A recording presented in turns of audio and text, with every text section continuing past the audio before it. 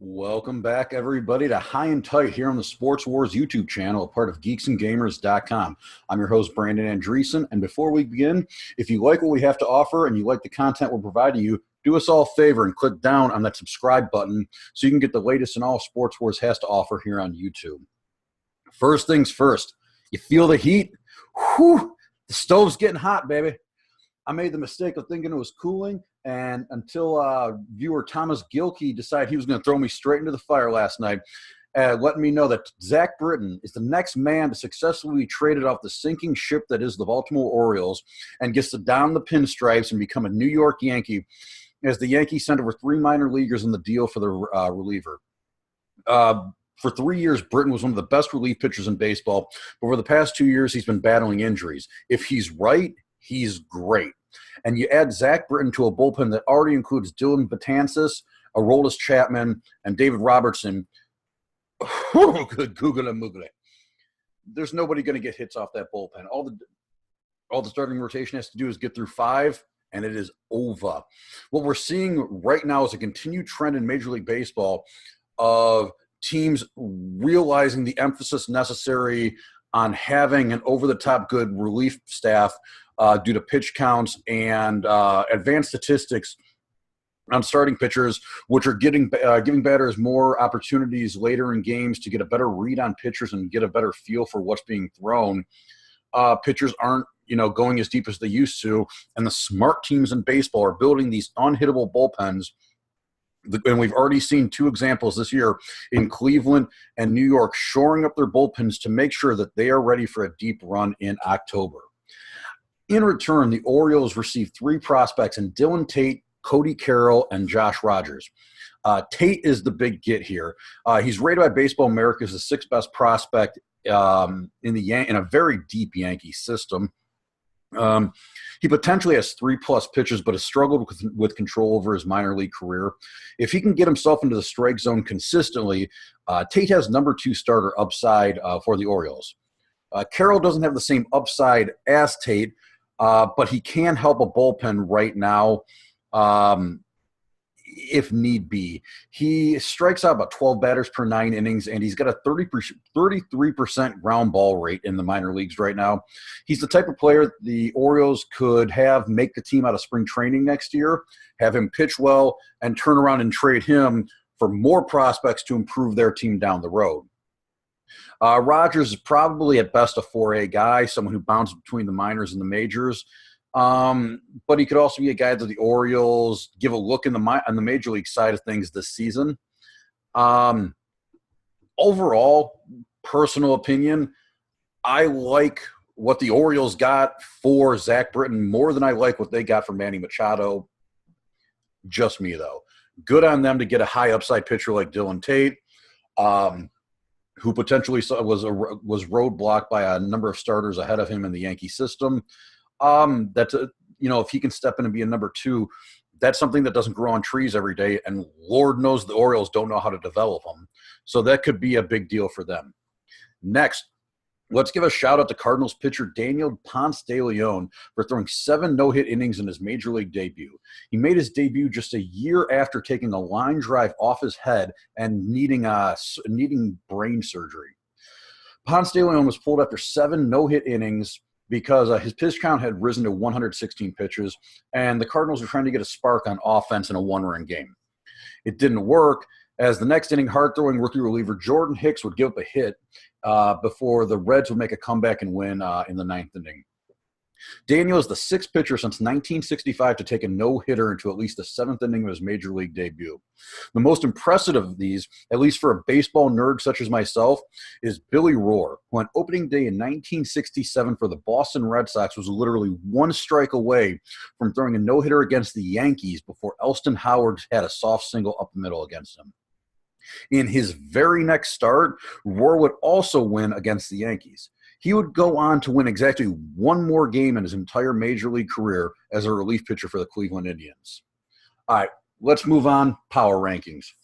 We haven't seen any movement at the top this week. Top 5 teams are all the same. So let's go number 1, Houston Astros. Tip of the cap to Houston outfielder Josh Reddick, who donated $1 million to his hometown in Georgia to open a baseball field for special needs children. This one hits me right in the feels. Man, good on you, Josh. We need more players like you out there. You're good people. Number 2, the Red Sox. Look out for the Red Sox when the Raisel Iglesias trade market heats up in the next day or two. They traded for Nathan Eovaldi this morning, but there's always more room for them to try and fortify a bullpen that has some critics wondering if it's going to be able to give them a deep run in the postseason. The Reds have every incentive to move the hard-throwing reliever if the proper trade presents itself, and the Red Sox have never shown themselves as shy about trading prospects at the trade deadline. They've already seen one AL contender move in the Indians, and now they've seen another in their own division make a move. So it wouldn't be shocking to see them right behind. A bullpen in the playoffs anchored by Iglesias, Craig Kimbrell, and Matt Barnes is about as locked down as it comes for a starting pitching staff to have to just get 6 innings through. Number 3, the Yankees. We've already talked about them. They are still a step behind the Red Sox a little bit offensively, but they almost don't need to make a trade because they've been so smart with their prospects, and they have so many good ones in the minor leagues, even in the high minors. They're ready to go. They could call up, if they needed to, they could call up a guy like Justice Sheffield who'd be ready to go, who could provide innings down the stretch for a team that might be trying to rest its starters. Watch out for the Yankees. They might be done at the trade deadline because they've shown an unwillingness to trade their top prospects. But then again, they're the Yankees. If they see the Red Sox as a real threat, you never know. They are always in play. Number 4, the Cubs. Cubs right now have the luxury of resting their bullpen a bit in blowouts because of the stumbling Brewers and Cardinals. And how have they done that? Position players. It used to be crazy. Once or twice a season, we see a thing like position players pitching. The Cardinals have done it twice, or the Cubs have done it twice in 4 days now. Late in a loss Monday to the Diamondbacks, Victor Caratini and Anthony Rizzo combined for 1.1 innings of no-run ball. And on Friday, in a blowout loss to the Cardinals, Caratini, Ian Happ, and Tommy La Stella combined for 3.1 innings of mop-up duty. Number 5, the Cleveland Indians. I said last week that their bullpen was garbage. So what did they do? They went and fixed their bullpen. If you want to hear me talk more about the trade that they made for Brad Hand and Matt Simber, go on over to the YouTube channel and check it out. I would post it on, I want to say, Thursday or Friday, my reaction to that trade. I'm going to go with a special number 6 in the power rankings today to the Pittsburgh Pirates, who through Monday had a 10-game winning streak and suddenly have a pulse in the NL wildcard race. This wasn't a team that was expected to compete this year, having jettisoned Andrew McCutchen and Garrett Cole over the past year, but they continue to find value in free agency and lesser-known prospects to put a good product on the field. I like that the Pirates are good because the Pirates are playing one of the best cities in baseball, and they have hands down the nicest city in baseball. Nicest stadium in baseball, sorry. If you ever have an opportunity to go to Pittsburgh, got to check out their stadium. There's nothing better than a Friday night game, the sunset over the river, the Roberto Clemente Bridge lit up. You got a light breeze coming in, great fans, great food, great atmosphere. You got to check it out. Things you don't have to check out, though. Let's go to the bottom 5. 27, a special spot for the AL Central not located in Cleveland. Ugh, what is wrong with you guys? Only one team in this division is actually tanking, and that's the White Sox. The Royals are just too dumb to do anything. The Tigers are too old, and the Twins nearly made the playoffs last year. I don't know what's going on. This entire division is historically bad.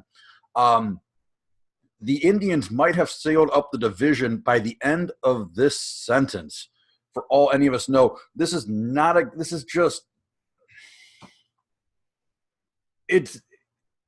I'm fine with teams being bad for the sake of trying to long-term make themselves better.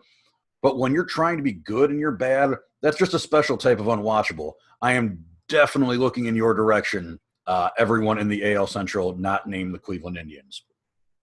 Number 28, the New York Mets. No miracles being performed by baseball Jesus this season, as Tim Tebow is having season-ending surgery to remove the broken hamate bone from his hand. Well, at least you guys have Jose Bautista, right? Number 29, Chicago White Sox. The open for business sign is lit and bright for the White Sox right now. Don't be surprised if general manager and possible Jedi Rick Hahn makes upwards of 4 or 5 moves. He's never been afraid to get rid of all of his bullpen for the sake of improving his future team. He made a bunch of trades last season. He's fleeced the Cubs, he's fleeced the Red Sox, and he's fleeced the Nationals over the past couple seasons. Don't be surprised if he gets max value out of somebody again this year. Number 30, the Orioles. Have you ever been to Vegas and wanted to go to like a super fancy restaurant, but you wait and you wait and you wait, and then when you finally go to make a reservation, everything is booked up for the night. So you end up at the buffet at the hotel, which is fine. And you got a lot of variety, but nothing makes you really think, man, that meal was amazing. That's the Manny Machado trade in a nutshell right there. And number 31, as always, with a bullet, the Royals. You trash and you nasty forever and always. All right, that's it for me. That's it for me this week. If you want to keep up with me, check us out on Sports Wars Pro Wrestling Nation for our weekly wrestling podcast. You can also check me out over writing football gambling articles at footballabsurdity.com. And if you want to check out my stand-up comedy podcast, check me out over at soundcloud.com/Tim and Brandon Show. And if you like what you hear from us, support Geeks and Gamers by going to patreon.com/Geeks and Gamers. Open up your wallets for us a little bit. Always appreciate it. Until next week, I'm Brandon Andreessen. I'll see you guys later. Peace.